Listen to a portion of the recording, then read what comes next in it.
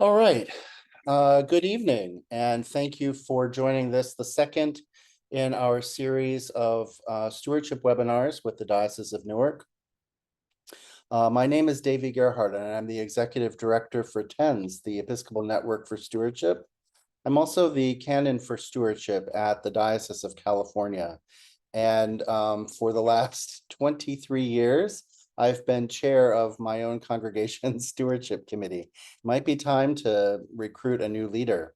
And that's part of what we talked about last week, identifying and recruiting leaders. And we'll hit on that topic a little bit again tonight because it's how we break through the pledge plateau. And we'll talk a little bit about that. So thank you for inviting me into your diocese. I'm joining you from my living room in San Francisco, California. I live on a busy street, and my good neighbors, the fire department, sometimes send out trucks right in the middle of a webinar. So it's a good thing. They're good neighbors and good to have very close by.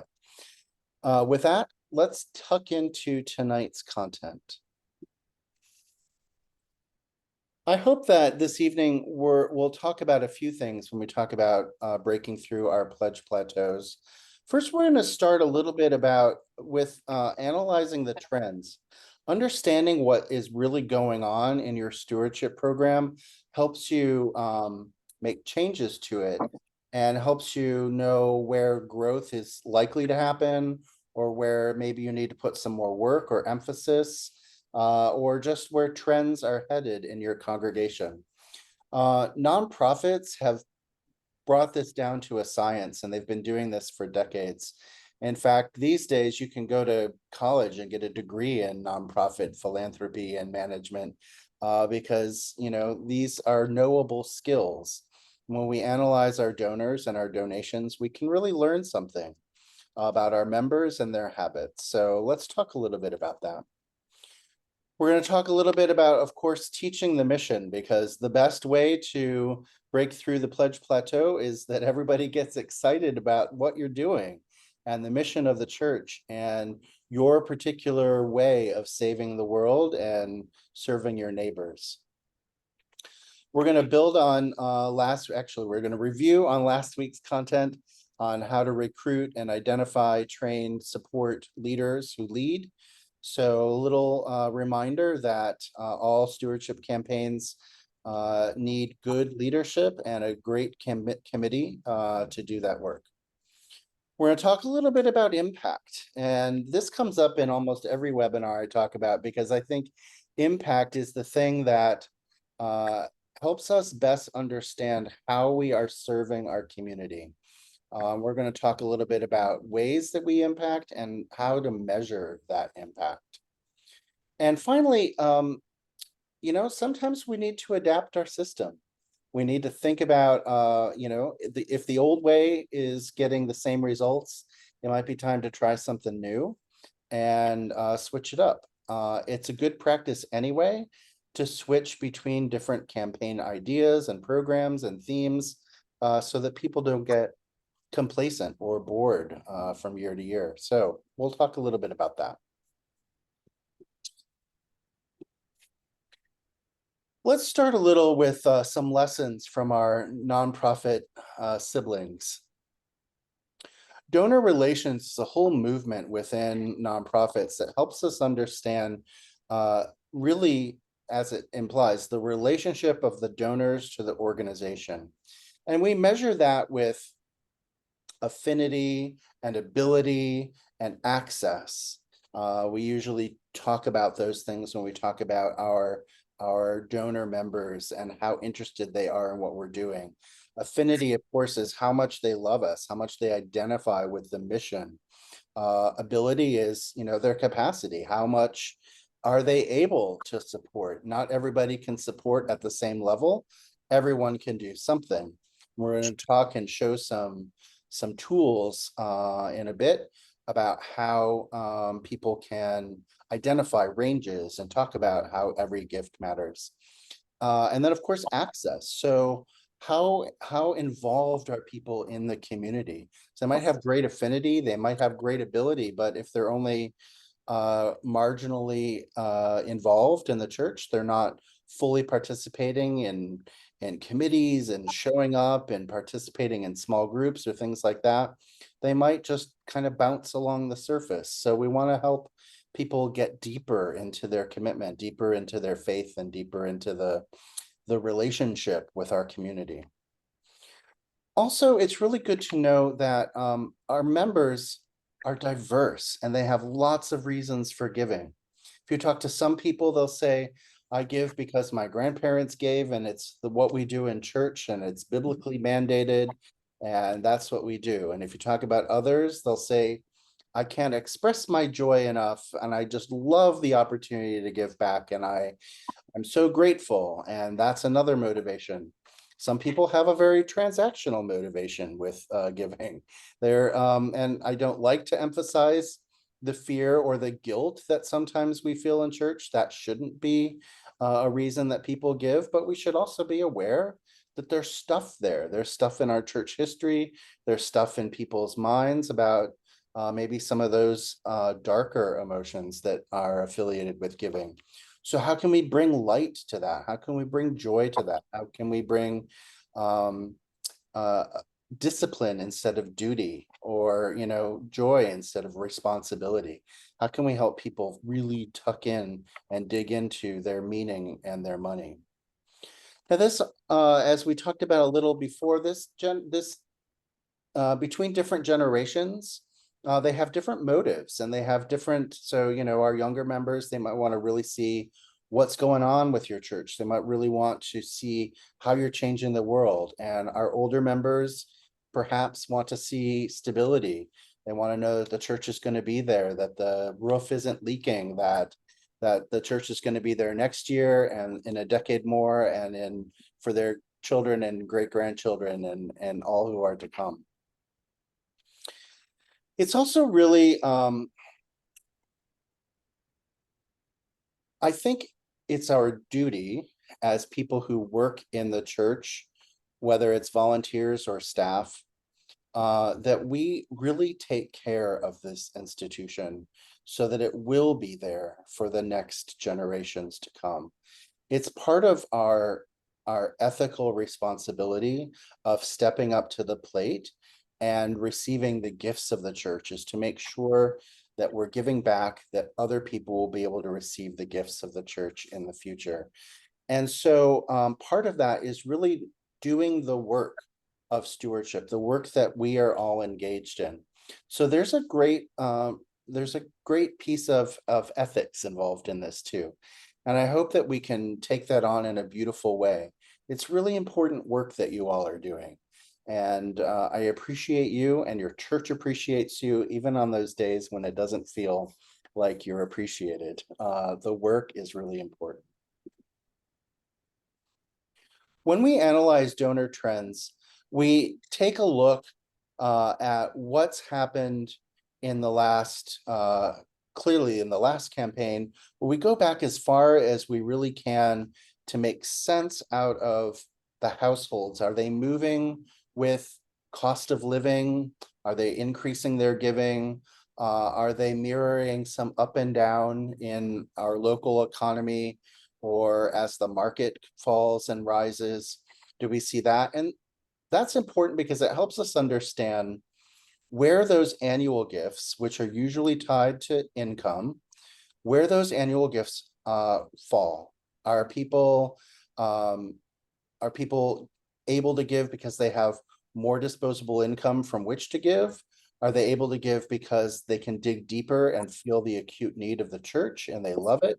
When we understand what the trends are and we look at our own lines, we can make some relational conversation or relational comparisons there, I should say. So you want to take this data that your treasurer can run about pledges and stewardship, anonymize it if you need to, put it into households or ranges or whatever makes sense to you. Somebody should know who all those people are, but we might not all need to see that data, but we should be able to look at it. Where are the trends? and have your committee look at it, have your finance team look at it, have your vestry look at it. Really see, when I showed donor charts to our vestry and they see what percentage of households give what percentage of the budget, it's eye-opening. Oh, so like 80% of our money is coming from 7 or 8% of our congregation.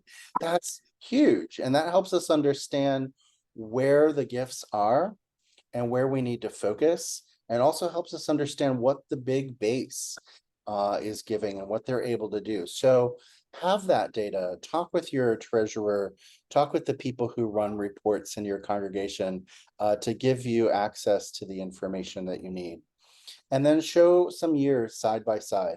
And I realize that everything we're doing in this year's stewardship, we're comparing with a couple of weird years of COVID. And but I don't know how much you've done already with this year's parochial reports, but in the ones that I've seen in my diocese, we started to do the analysis, and we aren't as bad as the narrative we imagined that we would have. We had several congregations adding to their reserves. We had several congregations still growing in their stewardship. These stories of suffering and the doom spiral that the church likes to talk about, we aren't seeing as much of that. And maybe that's true in your diocese as well. There's expectation that stewardship fell off, but we didn't see stewardship fall off. In fact, we saw it in a lot of ways hold very steady. So take a look at the last few years and compare them. You'll find some really interesting data there. Moves management is something that if you've ever worked in nonprofit development, you'll understand is a concept where you take individuals and you move them increasingly through the donor levels and deeper into commitment with the organization. So when we talk about moves management with members, it's a very different thing, right? Because we're not the YMCA, we're not a membership organization, we're not the Sierra Club asking you to support with an annual gift, but we're a church. Still, we want to see people move up in their trends because they're making perhaps more money each year through cost of living increases, through advancement in their career. Their gifts should also be moving. That's just logic. Now, our nonprofit siblings, they're expecting the gifts to improve and to change over time. So our churches probably should as well. We don't a lot because we have this notion that we shouldn't be thinking too much about money, that we shouldn't be treating our members as the donors that they are. We should think about their gifts in a different way, as free will or gratitude or whatever. And that's true. Absolutely. Our members are spiritually led individuals, and we should be able to know what they're giving and why they're giving and how they're moving through the cycle of giving. So we should know how our mission resonates with our members. This can be done with a survey, asking people those tools that we have at our disposal. What's the mission of our church? Who knows what it is? Who can name it? Who can say it? Who are your neighbors? How do you serve them? That access, how close are you? Are people coming every week? Are they coming just every once in a while? And by the way, attendance isn't a really good sign sometimes of how much access you have. It's more about how engaged are they? How willing are they to participate with you? And then ability, where are they at in their lives? How much do they have to share? You've probably all seen this or a document like it, the STEPS document. Now, when I send out the information to this, I'm going to send you links to an article that has empty templates with all the things I'm about to send you, so you don't need to recreate these. We've done it for you. But a tool like this, I like to use at two ends of a campaign. I like to use it to analyze what just happened. So looking at it in January, How are the gifts and the number of households making those gifts adding up in the range of gifts that we need to sustain our congregation? And then I like to use it at the beginning of a campaign to help people understand, what would it be like if I moved up a level? Look how easy it is to do. Oh, there are 20 other people at that level. I could be one of those too. And I could make a gift in this range. Whatever it is, this is a helpful tool to be able to see the spread of gifts across your whole budget and your whole pledge campaign. We these are real numbers from a congregation I worked with. And so you can see that in this particular case, the 68 households gave about $273,000. Their average gift size is pretty large. That's just where they sat in their world. And you can see more or less how the families shake out. A lot of gifts in that middle range, making those middle gifts. And those are so important. Those gifts that are clustered around the median. And then you have you have fewer gifts on the extremes. Of course, it only takes a couple of $20,000 gifts to really increase your stewardship campaign. But it's helpful to see where in your congregation your gifts fall. This helps you just understand more. People will naturally try to find themselves on this sheet as well, right? They'll look at it and they'll say, where am I? Oh, look, I could be doing this, or I'm comfortable doing what I am. I want people to either be proud of where they sit, or maybe use this to help them motivate, think about what a stretch would be like and moving up a level. Another table that I like to give out in campaigns, and I usually put this with stewardship material, your pledge card or whatever, is just a table of proportional giving. Proportional giving is a great thing to talk about, especially when we're talking about trying to break through the plateau, because often people give a dollar amount. They say, I'm going to give this, maybe they say $2,400. I'm going to give, $200 a month. It's a nice round number. It makes sense to me. And that's what I'm going to give. And they don't know, is $2,400 enough?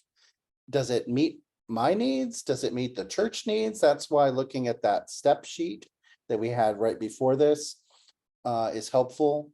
But what I like to do is say, what's the percentage of your income that you would like to donate to the church? This then becomes something that they can hang their giving off of. And as their income adjusts, it adjusts along with it. It's a fixed number. They can talk about ways in their lifetime to increase that proportion. But when we think about proportional giving, we're really helping people identify and understand what that dedicated gift looks like. When we talk about sacrificial giving, I think we often use sacrifice in its worst way. We think about it as something that we're like ripping out of ourselves or harming ourselves to do. But that's not what it comes from. When we think about sacred and sacrifice as being related words, what we're doing with a proportion. If you could go on mute, please. If you're not muted, that would really help with background noise. Thanks. So when we think about proportional giving, we make that gift, and then we dedicate it. I'm dedicating 8% of my income to the church. I'm dedicating 4% of my income to the church. We can take it and set it aside. It becomes its own holiness, its own discipline, its own gift.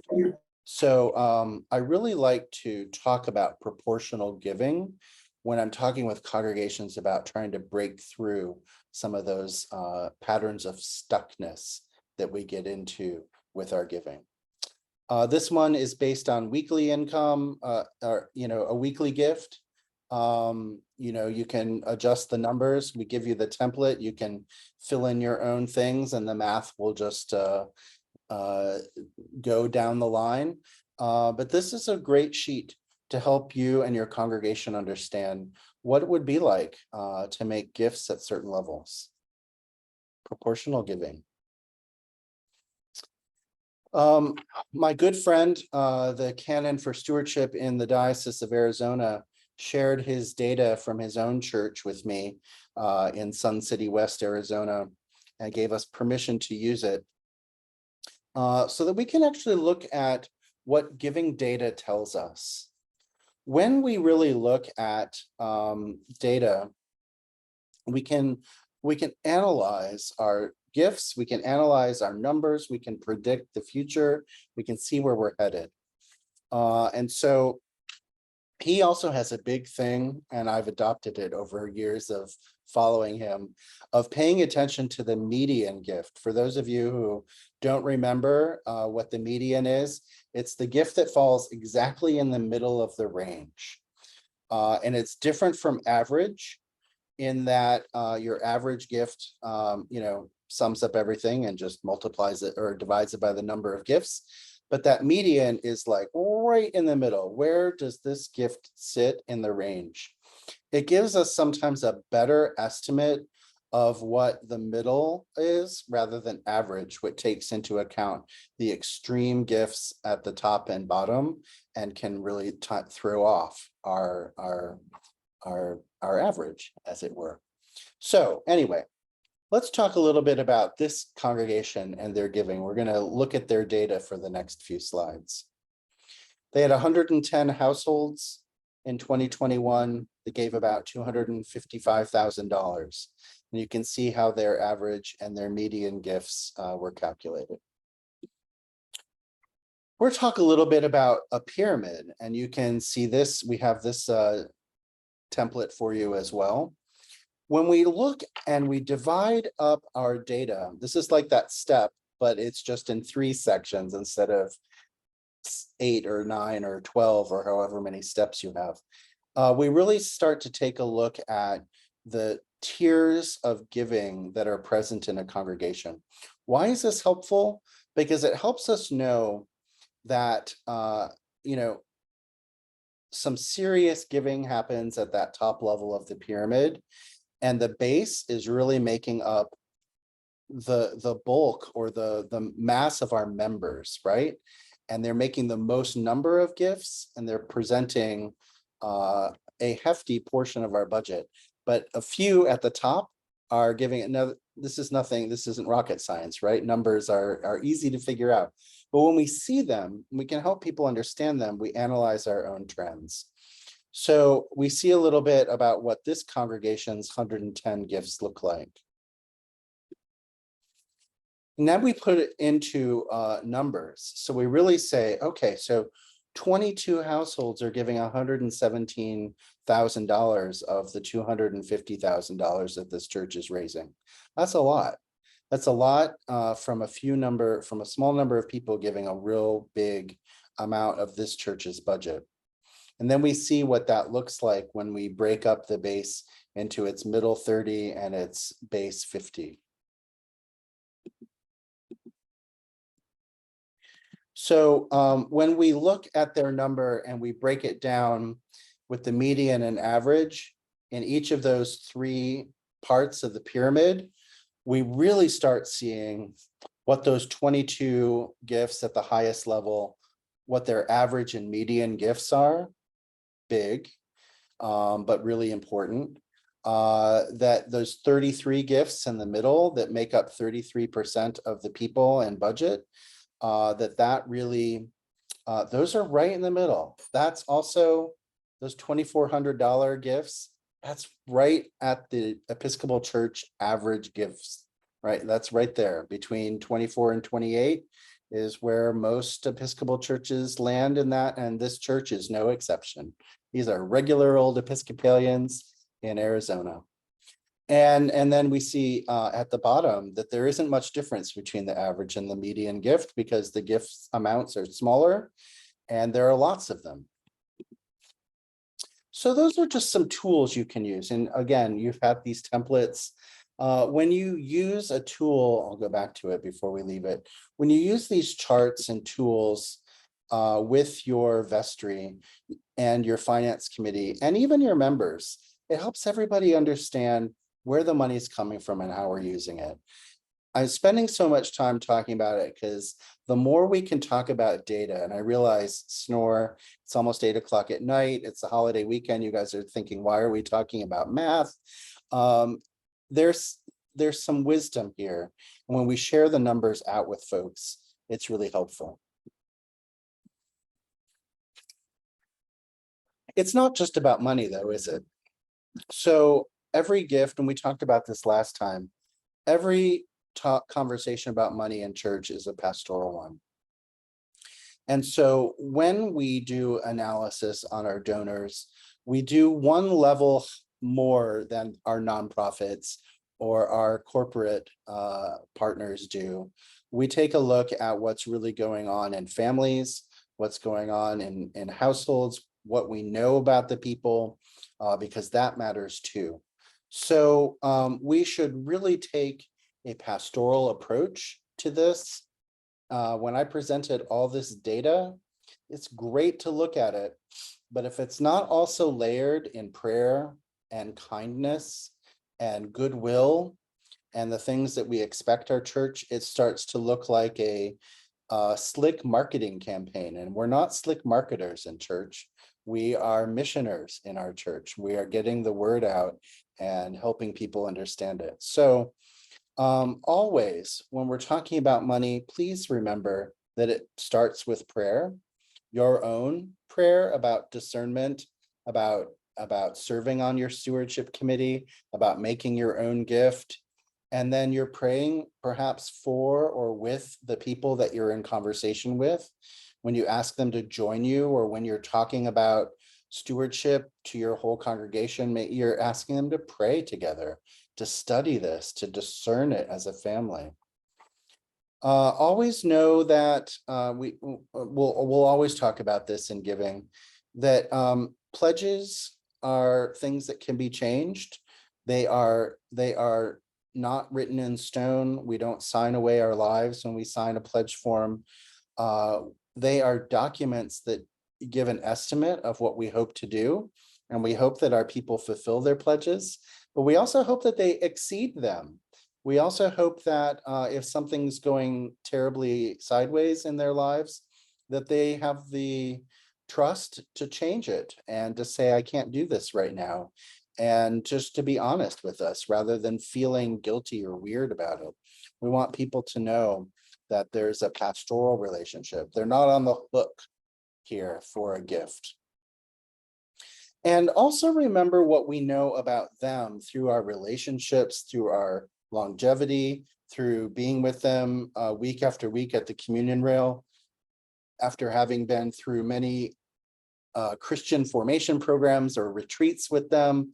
Remember all of that going into a conversation about stewardship, that these aren't just people who make gifts. They are our members, our friends, our chosen family, part of the body of Christ.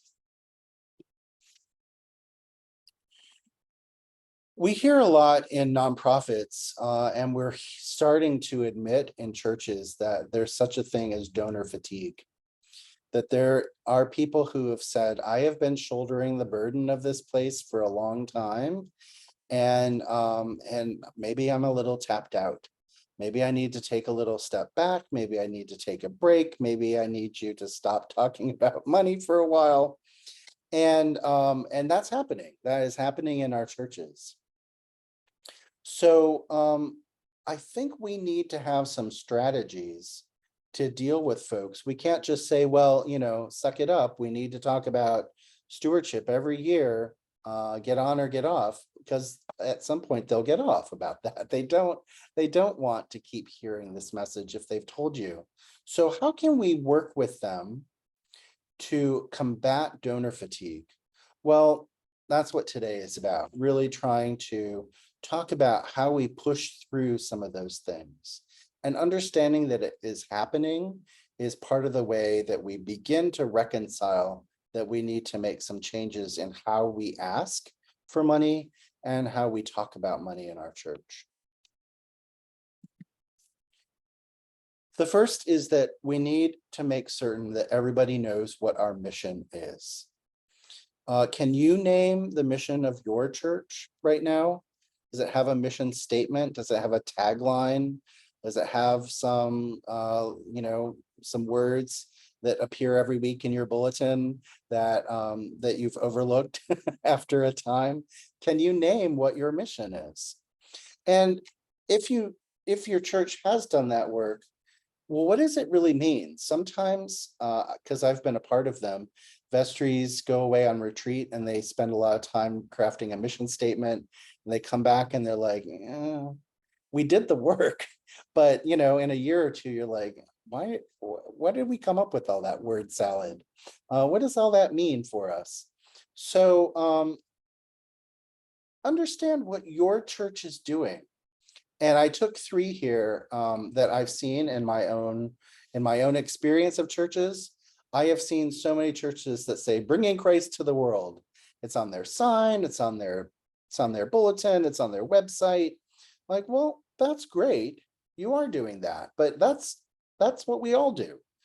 What are you doing? What is your church doing that helps bring Christ to the world in your neighborhood? It's great to say it, but I think maybe some clarification needs to happen there. Serving our neighbors. That's another thing that I see. In fact, if you walk by my own church, it's right on the little banner that's hanging off the side of our building, serving our neighbors since 1890. Well, so what? Serving them to do what? What are we doing for them? And how are we doing it? We should know that. We should be able to talk about that. We should be more specific. And my other favorite, a place where all are welcome. Well, okay. Well, what do they do once they get there? Once they've been welcomed, what happens? Is it a place of transformation? Is it a place of growth? Is it a place of connection? Is it a place of work? Is it a place where they just hear beautiful music and see pretty stained glass? What is it that you're welcoming them into? And this is where, we're a family, or, we care for each other, or, something a little more deep.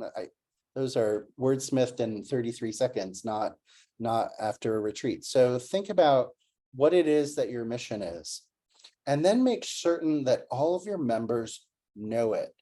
They can frame it for themselves. They can repeat it to their friends. And when that family member or friend says, why do you go to that church? What do you do there? They have something to say to them. This is what we do. This is why I go there. This is what happens. Everyone in your congregation should know it. This is the first way in breaking through the pledge plateau, is that people can identify the mission, and then second, that they can identify with it. And so both are good and both are necessary. Your mission should be focused on your impact. What are you doing for your neighbors, with your neighbors? It should be local. I love missions that, try to accomplish all of the work of God, but we're not all God. We just have God in us. And so we're local. We act locally and we do what we can. So let's remember that we're not omnipresent. We don't have the whole world in our hands. We do what we can in the places that we can do it. So our mission should be local and specific to our community. Sometimes they have international projects or focuses outside of our congregations. That's great, but always bring it back home. Our missions obviously should be inspiring and inclusive. So, they should motivate us. They should make us excited. They should make us feel warm and welcome. Like, I can do this work. I'm invited into this work. Our mission should aspire. They should aspire to do more, to grow. If we're already accomplishing our mission and say, oh, we do that, it's done, then it's time for more mission. It's time to think about it more and aspire for more, serve more people, or in a different way. We need to aspire always. Our mission should be easily articulated. Don't have whole paragraphs. Have missions that make sense, that are concise, that people can remember and repeat, commit to memory, and say when they're asked. And you should revise them. You should take a look every once in a while, because your neighborhood changes, the needs of your neighborhood change, the capacity of your church to serve your neighbors changes as members come in and leave with the gifts that come and go. So every once in a while, take a look at that mission and say, is it still who we are? Is it still the way we can serve best? Is this what we're really doing?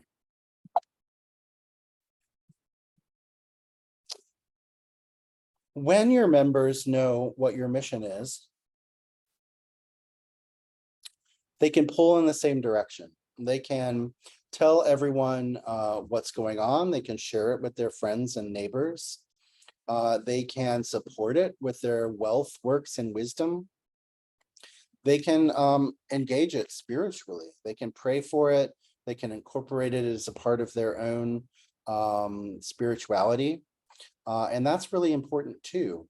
We all have those things that we do that give us energy. And we should find, I hope, the projects within our church that give us that same energy. When there's that synergy, when there's that accompanying gift to the ways that we can participate in church, then we're really serving with joy. We're really doing that beautiful work. And this is all stuff that we do ourselves, and this is stuff that we then teach.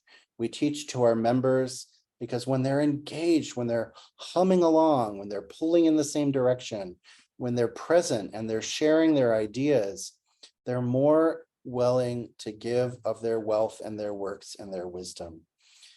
This just makes sense. We call it, in other ways, we call it stakeholders, right? So when people feel that they have a stake in it, when they're committed to it, they're willing to support it more with their, be bolder with their ideas, be more generous with their money, be more invitational with their time. Don't assume that your members know what your mission is. And this goes back to what is your mission and how to articulate it. Don't assume that everyone knows it, or if they heard it, that they internalized it, or that they cared about it, right? So maybe it totally missed them. And that's not to say that everybody has to believe exactly the same thing about what your church is, but we should be able to know that people are on board with it so that they can work with us, not cross purposes. Sometimes people work cross purpose without meaning to. They just have a different agenda or a different way of approaching. If it doesn't work within our system, sometimes it can feel like an obstacle. And so we don't want that. We want people to be pulling in the same direction so that we can accomplish this work. And so check in. And we talked about this last time as well. So what are those other goals that your church has? Is it about growth? Is it about volunteering? Is it about creating new programs? When everybody knows the direction your church is heading, they can pray for it, they can speak it into being, they can make it happen with their hands and their hearts and their labor. We should, of course, teach our mission. It should be a part of our newcomer packet and our conversations with people as they're entering the church. We should do adult education and preaching about what our mission is. In the summer, in my congregation and a couple of others that I've been to, they seem to invite, maybe preachers would like a long weekend themselves every once in a while. So they invite people who are a part of nonprofits to come in and give the sermon and talk about what's going on, or other programs that the church does, maybe that food pantry that you support or that clothing drive that you run. Invite them in to do a session and teach about how this work happens and why it's meaningful. So we should really be teaching and preaching our mission and communicating about it. It should be on our website. It should be in our newsletter. It should be in the bulletin. You know, I find it funny sometimes that you have to dig around on our church's websites to find out what they support, what their outreach is. Maybe there's a little tab about our neighbors or our outreach, and that's a good place to put it. It should also be like right on your homepage too. Like equally important to how to find you and when to show up should be like what we're doing in the community. There should be something right front and center before you get into all the other things about who we are and how we came to be. We should really be talking about what our mission is, because that's what drives us. Again, this session is about breaking through the pledge plateau. And when people feel that they are inspired by your mission, they know it, they're willing to work toward it and give and contribute more. We need their good ideas. We need them to roll up their sleeves and volunteer. We need them to be generous with their checkbooks.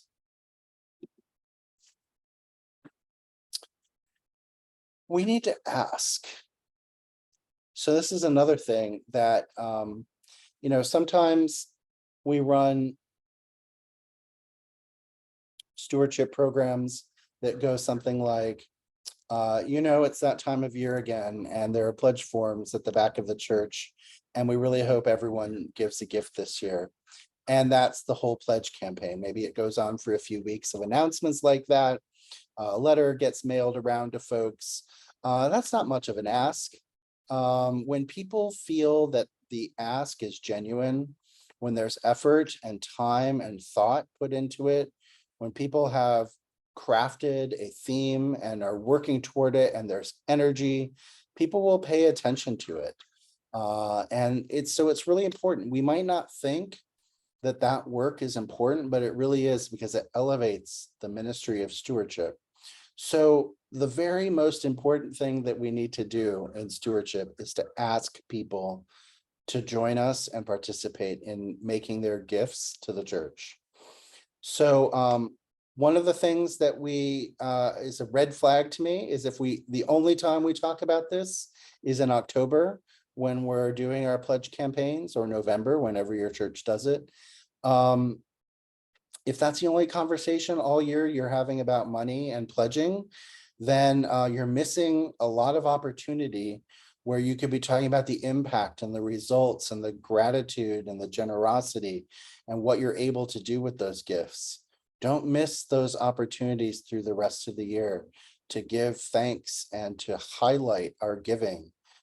And also, sometimes we focus on the pledges and not the generosity. What I mean by that is,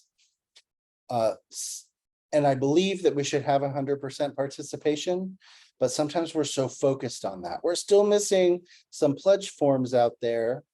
Might be one of those announcements that gets made. No, you're not missing pledge forms. You're missing gifts. You're missing income to the campaign. You're missing generosity, opportunities for people to be generous. So sometimes when we focus, it's easier to say, there's some paperwork out there that we still need from you. No, what we need is gifts.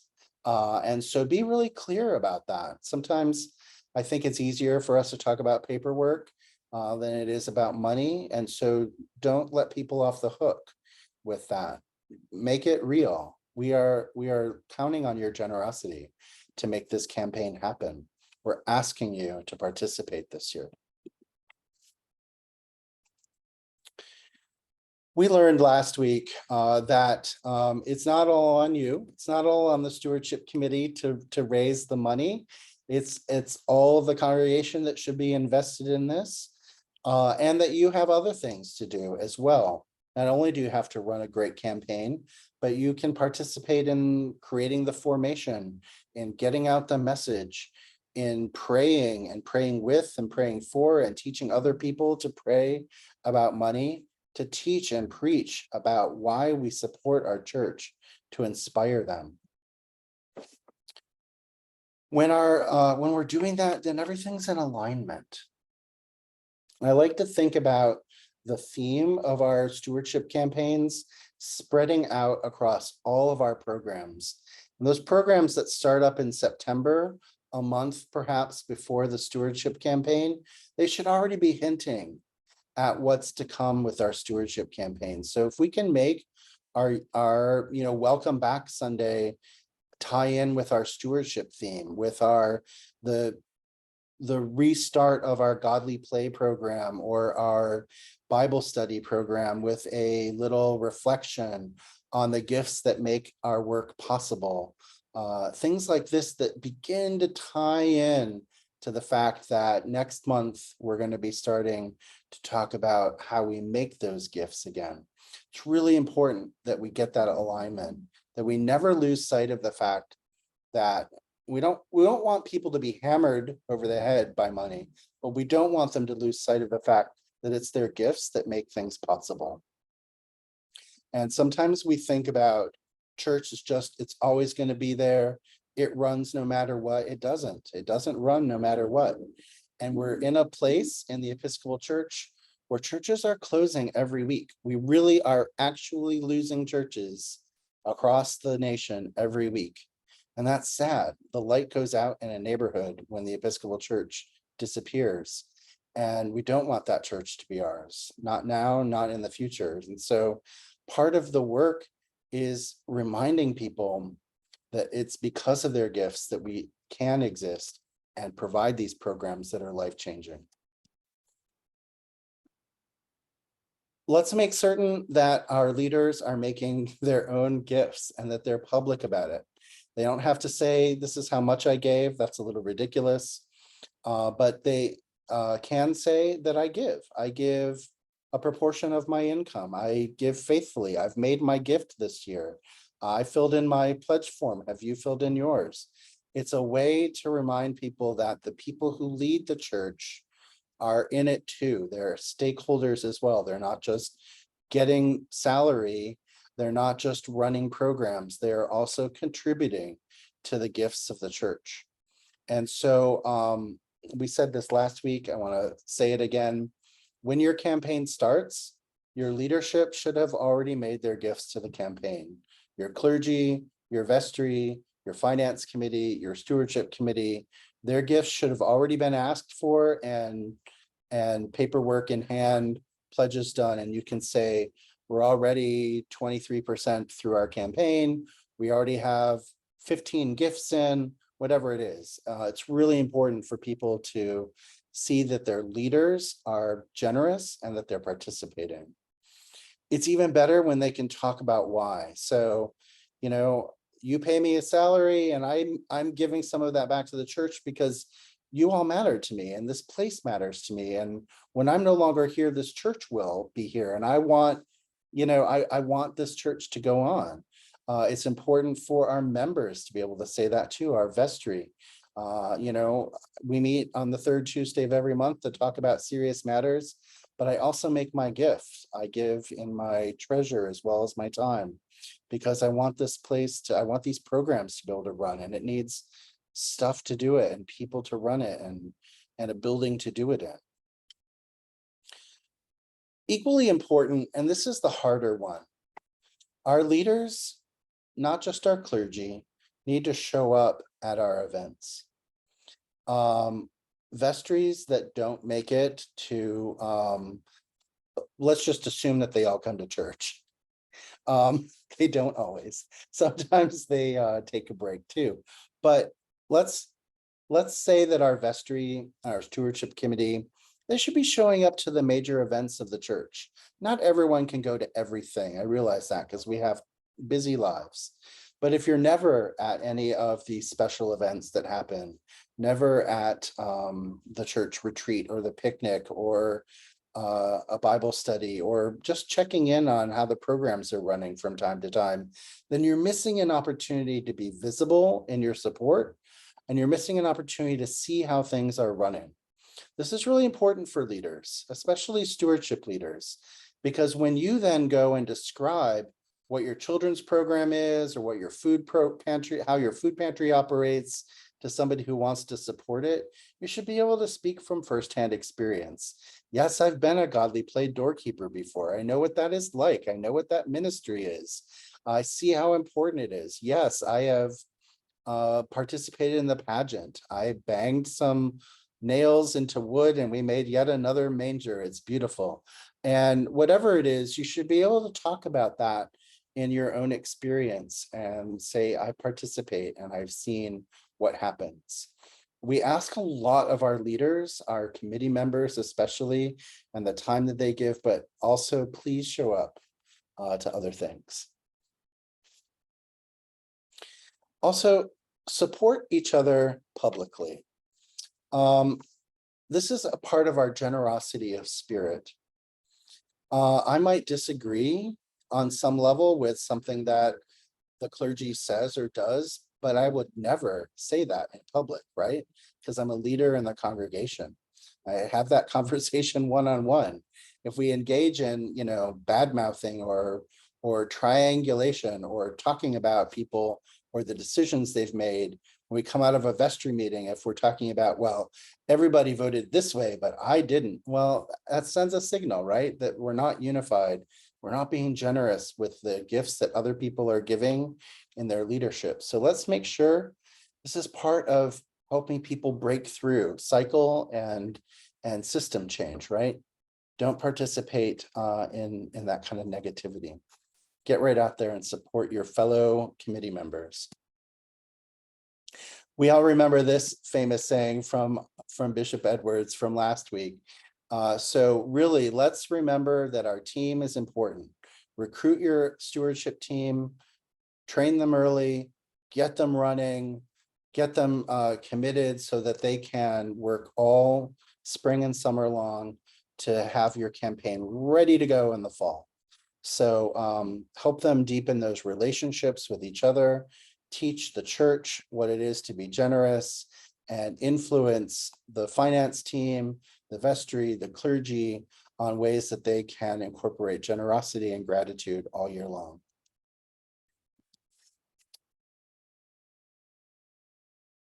Finally, I want to talk a little bit about impact. And it's the last place that we can help people understand what their generosity inspires and what it does in the community. We can't just expect that people will give out of duty or obligation.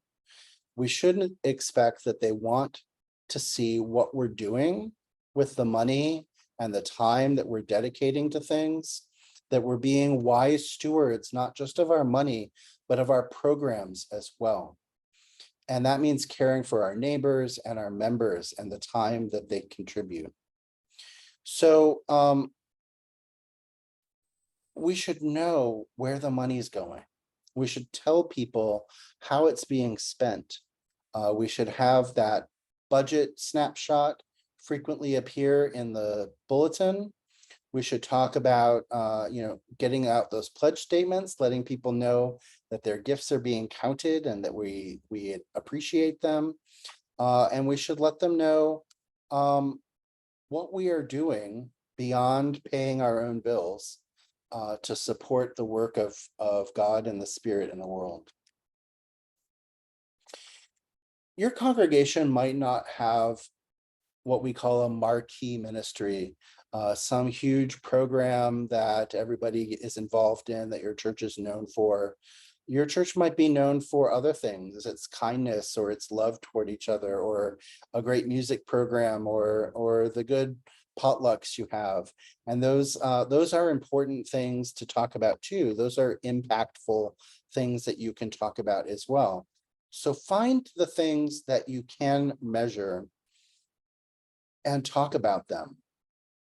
If you have a marquee ministry, if you have a food program or a homeless shelter, or you give showers to immigrants, or you resettle families, or whatever you do, yes, talk about how many people you serve and how you do it and how they are a part of it. But also let's talk a little bit about the community itself. Like, how many new families did we welcome this year? We put this into our parochial reports, but we don't often remind our own members that we have new people who have joined us this year. We just, glom into them and they become a part of us. And we forget to say, there are 7 people here or 7 families here that weren't last year. Let's celebrate that in the year that's happened. We're getting more families, and so there are more kids going into Sunday school. Let's talk a little bit about that. We have people who are volunteering on Saturdays with Habitat for Humanity or with a different program. They're with the Audubon Society cleaning up habitats, whatever they're doing, right? So let's talk about what our members are doing in the world and how they're having impact and invite them. Their impact is our impact, right?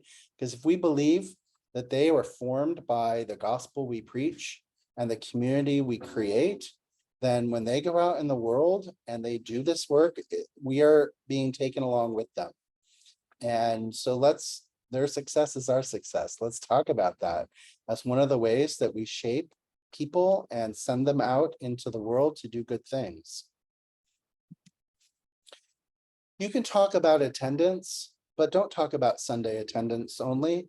Talk about the things that happen all week long, those book studies and Bible studies and morning prayers and other things that you do.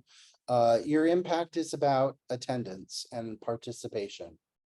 Also talk about all the other people that come in and out of your building in a week. If you have 12-step or support groups, if you rent some of your space to a preschool or a music program or a adult daycare or a tutoring center, talk about that too, because that's visibility. So you might say, we had this many members engage in a given week, but we had this many people in our facility, as a part of the community. Those numbers are going to be really big when you count the number of people who come in to your church as a part of your outreach or a part of your community support. You want to measure your missional participation. So that means how many people are going out. So we have a food pantry, but only the same 3 people show up every Saturday to do it. Okay, I'm glad that work is being done. Are they inviting others? Are other people excited about this? Do they know that they can join? If they're not, then we're missing some missional participation there. Our chief job in second to getting it done is to invite others along with us. And this comes right from our prophet Jesus, who didn't say, worship me or let me do all the work. Jesus said, follow me and I will lead you and I will teach you how to do this work. I will make you fishers of people, right? So that is our work as people who engage with the mission. We lead others with us and invite us in. So I'm going to work this Saturday in the garden. Will you come with me? Or I'm going to go to the senior residence and deliver communion. Sometimes we sing a song. I would really love to have your voice next to me. Invite people along to participate in the mission. When people participate like that, they're so much more likely to come back to church, excited about it, share that experience with others. And when it comes time to renew their support of time, talent, and treasure, to think generously about those moments. Our volunteering, definitely important. Get out there and participate in other programs that aren't necessarily church sanctioned, because that's how we share our love as Episcopalians as well. We are so engaged with our civic organizations, with our nonprofit siblings, with our schools. So talk about the work that your families do in the other programs that they are involved with. Engage your online activities, so your social media, and not just how many people like our page, but do we have some discussion going on? Churches all created a Facebook page, often they create an Instagram account, and they're posting to it, but they're not asking any questions on it, right? They're not saying, who wants to do this? Or what did you think about last Saturday's activity? We want to see comments. When you see comments, then there's life attached to it. Right now, my church is doing a rename the newsletter contest because, X church name weekly announcement is not a very exciting newsletter title. So, find ways to engage, and silly or serious, that engagement online gets people visiting your page and paying more attention to it. We should be able to measure how many people give. So 90% of our members make gifts. They give obviously we're talking about our numbers and our data. So we should be able to measure that. We can measure that. When we do events, so if you do any kind of online fundraising for your outreach, if you do any kind of event-based fundraising, so a spaghetti dinner, a craft fair, a Christmas bazaar, talk about that too. We had this many volunteers show up, we raised this money and this is where it went. We did great work for the St. Anthony's food program or the soup kitchen or the senior program that we support or whatever it is. Celebrate and measure your connections. This is like, how are we connected to each other? So, we have lots of people who offer rides to others. We have people who are always there to show up, or, those intergenerational moments, like, you can always call on someone to come and help you when your water heater breaks in the middle of the night. There's someone to maybe help you. How are we connected with each other? How do we support each other in the difficult moments in our lives? Water heaters might not be the most difficult things in our lives, but how do we show up for each other to drive to a doctor's appointment or to drop a casserole off on the porch, or other things like that? So find those things, measure all of those, talk about them, because every single one of these is a way that we can show how our donors and our members love each other, are connected to each other, and are showing impact in the world. Here are the 7 reasons from a study in Tithely, which is a donor platform, a donation platform, that people give uninspired gifts. So the first is that no one personally reached out and asked them. So they got some letter, an email asking them to join or renew, that a general response gets a general inquiry leads to a general response, right? Other people, the second highest ranking reason why I gave an uninspired gift was that it was last year's campaign all over again. It's the same letter I received, they just changed the date, or maybe it was last year's theme. It was the same. It just, I'm done with that. They didn't put any effort or time into this. The fourth one I think is really alarming. There was nothing new to say. I didn't feel inspired because there was nothing new to report. Nobody talked about any growth or any change or any. So if your church isn't growing or changing, well, that's something to address. If you're not talking about it, that's also something to address. So which of those 2 problems are you having? And find the way to talk about them, because that's really important. If people don't see any new things, then why should they give a new gift? Why should they be inspired to give more? So think about that. People might not give because they don't see the church growing. This is a hard one because those of us in church are acutely aware of when the church is not growing and how we feel about it.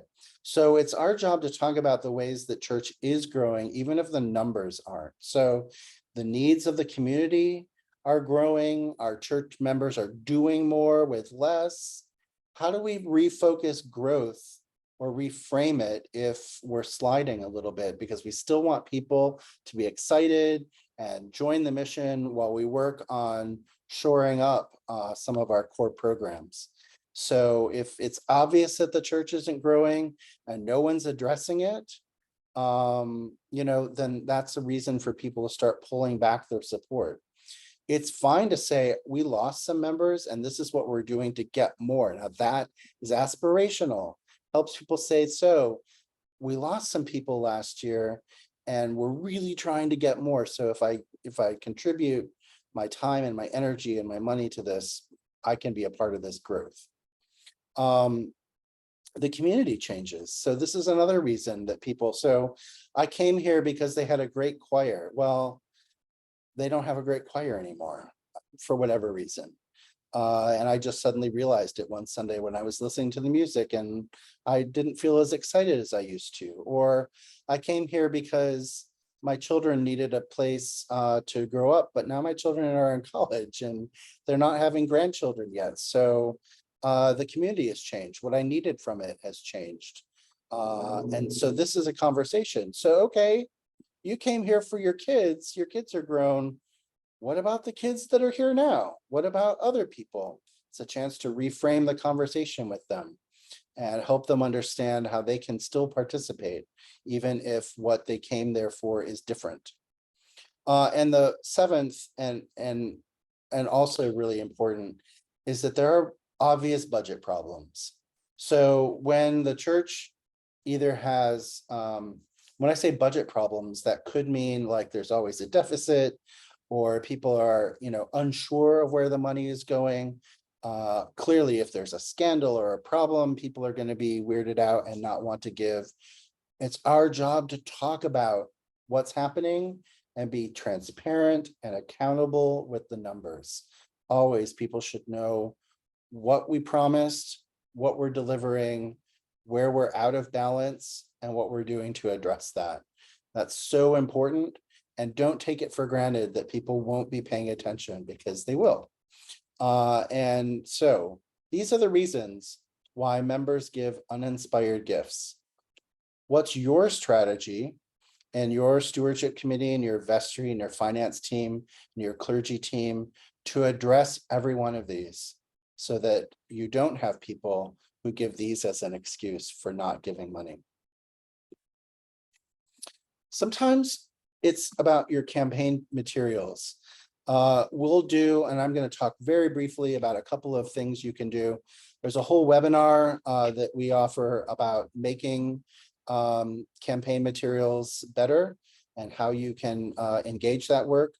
But in general, are your materials relevant? Are they telling your story, or is it some copy that you thought looked good and that you took from something else? Do they really measure and give honest metrics about your mission and how people are engaged? Are they focusing on the Bible? Are they focusing on the gospel? Are they focusing on who we are and why we're gathered here? Are they talking about the mission? So if your campaign or your letters talk about office supplies and keeping the lights on, you are not writing a stewardship letter. You are just writing an appeal for money. So make certain that you are focused on the mission, why we need you to participate, why your gift matters. And is there multimedia? So words are great, pictures are better, videos even better. So when we add things to our campaign materials, they increase people's depth of how far they want to fall into them and read them and participate with them. And they also show that we're putting time and energy and ideas into it. I like to toss this out as a little fun activity that your stewardship committee or your communication team might take a look at.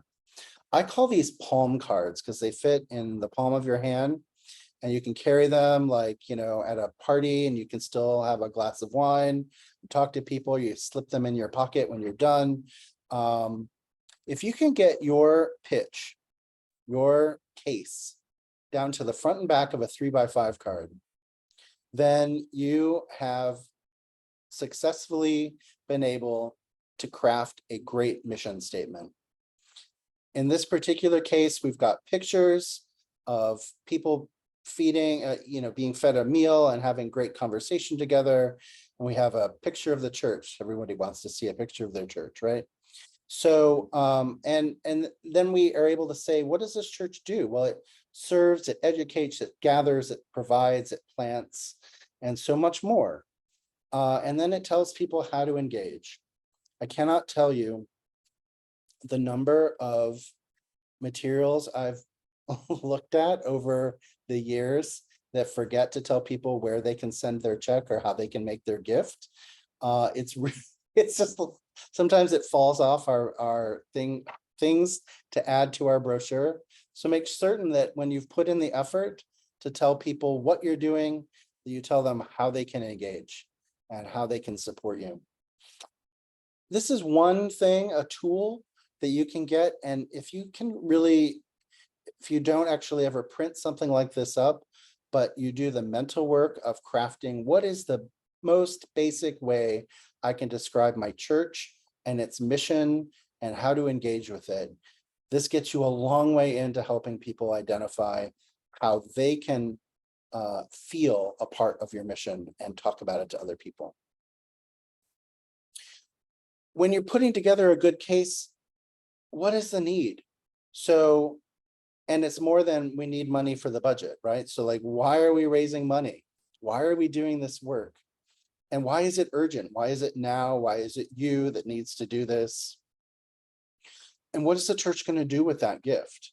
What is the church going to do with the problem in the world that you're trying to solve, or the neighbors that you're trying to serve? How are you going to impact them? And what will be the benefits of your impact? Will it be your neighborhood is safer, you have more children that are being fed? Will it be that you have great programs that lead people into your congregation? What is the impact of your ministry on your community, internal and external? And what happens if you fail? This is something we don't often like to talk about, but what happens if the light goes out or if it blinks for a moment on your block? What is lost? What happens if you don't serve these people?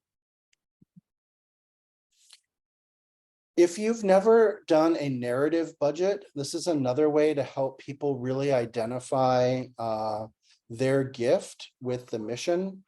A narrative budget takes your Excel spreadsheet and it spreads out those fixed costs like salaries, utilities, building, insurance, and it places them in ministry buckets. So your clergy, for example, they're paid a single line item in your Excel budget, but they spend 40% of their time doing worship and 10% of their time doing children and family ministry and 20% of their time doing outreach and whatever, right? So divide up their time and program costs in those ministry buckets. And then you have a document that still uses your numbers, but reframes them in terms of your mission.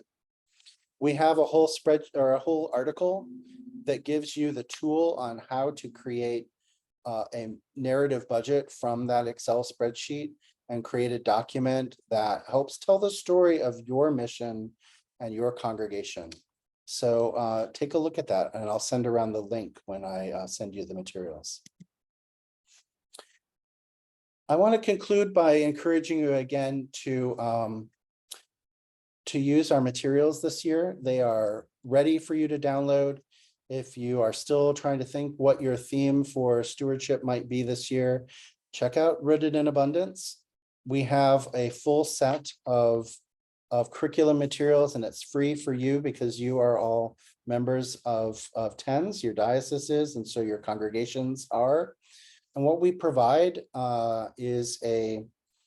we provide sample letters from your clergy, wardens, and campaign chairs. We provide sample pledge cards that you can adapt into your own needs, but we give you the basic language. We have prayers of the people, prayers that you can use to bless the offertory gifts, prayers at ingathering that you can use throughout your campaign season. And the thing that I think is most helpful is that we have from September through November weekly reflections that go into your bulletin that really tie what's happening in church to the theme and to the theme of stewardship, and really encourage people to make some thoughtful connections with what they're hearing, with what they're doing. So take a look at that and see if maybe that suits your needs. It's all there for you. and you can access it on our website. That does it for what I wanted to share with you, and we've got a few minutes left this evening for you to ask any questions that you might about how to get people to pay attention to your mission and break out of those pledge plateaus. What are your questions?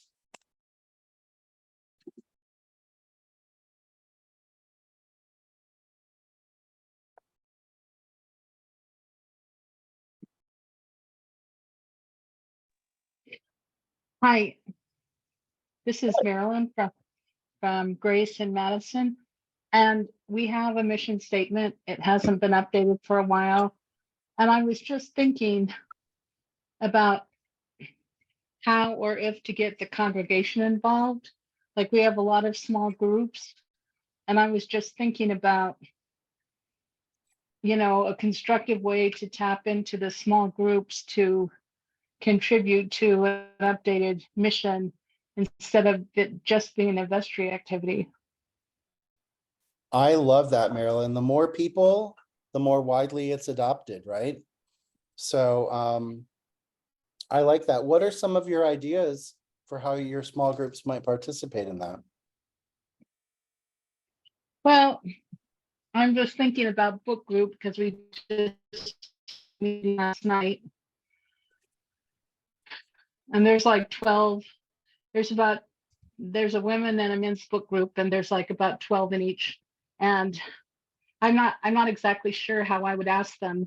I would certainly share the mission, probably share the mission that we have, and then say something about, I don't know, what does the church, how do you feel like you're carrying out the church's mission through the book group, or, just off the top of my head. I love that. And then you can ask them to swap and look at each other's missions and see what they would do with it, right? So they might improve on each other's thoughts. They might say, oh, we didn't think about that. And then together they might say, well, this is what we say as the book people of both groups. It's like, then you have yet more people who are excited about that. But I love that. I also like the idea that our mission isn't all the same, right? We engage with the things that we love, and we find mission and ministry opportunity in that. So book groups are a way. And so you are saying, what do we do as a book group that contributes to the kingdom of God, to growing the household of faith? And that's a beautiful thing to say, because then the choir can do the same thing, and then the flower committee can do the same thing, and then the welcoming and gathering committee, whoever, everyone can be saying, how do we carry out this work? And now you're really starting to say, how does this community identify the mission? This could be a really fantastic exercise, Marilyn. I love it. Thank you. Got to figure it out. Good start. I have a comment and a question. Can you hear me? I can. Okay, thank you. I came into this presentation with a perspective that how can a presentation, a one-size-fit-all presentation, benefit our particular church? I'm a member of St. Michael's in Wayne, New Jersey. I want to congratulate you because I think your presentation included many things that could be helpful to many different congregations in different situations. My question is, the PowerPoint presentation that you used, is that available to us? Yeah, I'll send that out to you, so that you can have it, and you can use it. Please, these words are from TENS, and we want you to be able to take that and use it. Thank you also for your comment about not being a one size fits all thing, because I personally find that a lot of church programs are either like your big, massive suburban church or for your tiny, fragile church, and they don't incorporate how we all have a little bit of all of that going on, and we all have different contexts. And so I try to not skew one way or another, but there are certain common things that we all do. And so I really appreciate you pointing that out. So thank you for that. Well, I appreciate your efforts. On the last slide on your presentation, you mentioned scripture that could be introduced to the congregation leading up to the stewardship drive. How can we get to that and make it and use it in our congregations? Yeah, great. I will send out the link when I send you the email to this. I'll send out a link on where you can find this year's resources and the password to access them. And then in our resource library, in the spirituality and formation tools, you can find we have about 25 different passages on which you can do Bible study that are specific to stewardship or themes about sharing and generosity. And I'll point that out to you as well. They are great resources to just help you prime the pump. I very much appreciate your efforts. Thank you very much. Thanks, Daniel. Hi, Hi. I'm Jonathan Woolley from Good Shepherd in Fort Lee, and we're running on supply clergy at the moment. And my question about the narrative budget is, I get what you're saying about with permanent clergy, you can split the cost among the programs, but we're running on supply clergy at my church at the moment, and things like the Bible study and stuff is done on Zoom as much as anything else. And I'm wondering like how you would split out a narrative budget in a situation like, would you have any recommendations of how you might split that out? Yeah, sure. First, a question, Jonathan. Are you operating on supply like sort of permanently, or operating on supply because you're in transition? Well, let's just say it's a very long transition. So Okay. so officially we're doing it because we're in transition, but the transition, we've been lucky in that we've got the same, more or less the same guy for a little while. Well, not every week, but for a number of weeks out the month. Not every week, certainly, but that's been going on for maybe more than some members of the congregation had expected. Let's put it that way. Right.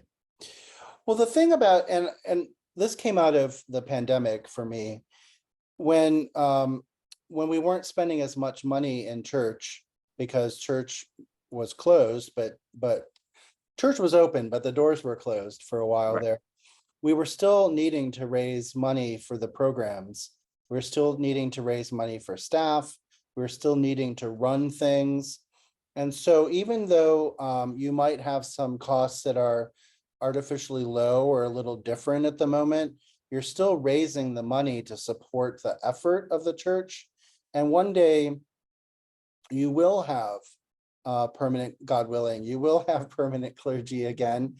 And what you don't want to do is lose that line item or lose. So it's so hard to grow stewardship again if it's fallen off drastically because people said, well, we don't have a clergy member. We don't need to give our full gifts because we're only paying them $250 a week or whatever the supply rate is in your diocese. So that's plan for what it's going to be when you do hire that person again and run your campaign on the actual needs that it takes to run, if it's full-time or part-time clergy that you'll ultimately have or hope for. Run the budget on that, because if we decrease, it's so hard to grow it again the next year when you need to increase it again. But be honest about it. Okay, so we're only so this money, we're putting it aside. We're going to build it into the future. We're not just taking your money to hold on to it. We're taking your money because we're going to use it for this purpose at some point. So, but I hear your question. And so just frame it with conversation. What are you doing? How do you create that? How do you create that scenario for folks? Narrative budgets still work because you have other fixed costs, your building maintenance, your utilities, your insurance, those things don't go away. Yeah, So and you have worship going on, and it's Right. it's really breaking out what the church is doing, spreading that money at the fixed costs out that way. So I think a narrative budget is, I mean, I think you take the templates that Davey's going to give you, I think it'll be pretty workable. Okay, I guess, like I say, the other thing that was going through my mind was when we've had Bible study, lately it's been on Zoom as much as it hasn't. In fact, I think officially it's listed in the church bulletin as being on Zoom or something. I can't quite remember. Yeah, I'm just thinking, like, how do you put in like roofing costs and things like that when everybody knows that how do you allocate that out to your Bible study when everybody knows it's being coached by somebody who's sitting at home in their living room and can see in the background that it is in their living room, and so on and so forth. you're a diligent budgeter, and I appreciate that, Jonathan. I I would try my say, best. I would say that you couch your Bible study that's on Zoom within the context of Christian formation as a whole, which might also happen sometimes in your building space and need to have the heat and the lights and the roof as well. So if your narrative budget shouldn't be so narrow that your category, they have like 23 categories, right? You should have like 5 or 6 big categories like formation, children and families, worship, building, and like community outreach, things like that, really big things. Okay. So your Bible study is then a program of a larger series of programs, would be how I would frame that. All right, Roll it thanks. roll it up into other things. That's a good question. And thank you for asking about narrative budgets. I think they're really useful tools because often when we look at a budget, they're not inspiring. They're seldom inspiring. But when we look at a narrative budget, we see that every dollar goes to mission. And this is one of the best ways to help people break out of patterns of sameness in their giving, is to say, oh, my money is actually going to do things that matter. And so it's not just line items on a budget that I'm supporting ministry, every dollar to ministry. Okay, thanks. Thank you. One last question before we go away for the evening.